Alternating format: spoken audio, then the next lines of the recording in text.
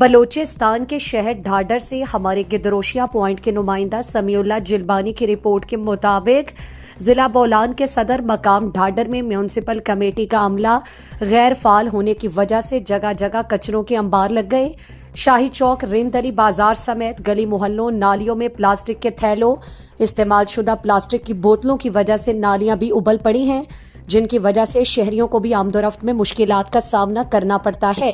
کچروں کے ڈھیر ہونے کی وجہ سے شہر بھر میں کوڑا کرکٹ کو تلف کرنے والا کوئی نہیں، جس کی وجہ سے تعفن گندگی پھیلنے سے شہری مختلف بیماریوں میں مبتلا ہو رہے ہیں۔ مقامی شہریوں کا کہنا ہے کہ میونسپل کمیٹی ڈھاڈر کو شہر بھر میں کچروں کے ڈھیر کو تلف کرنے کے احکامات جاری کیے جائیں تاکہ علاقے میں صفائی ستھرائی نظر آ جائے۔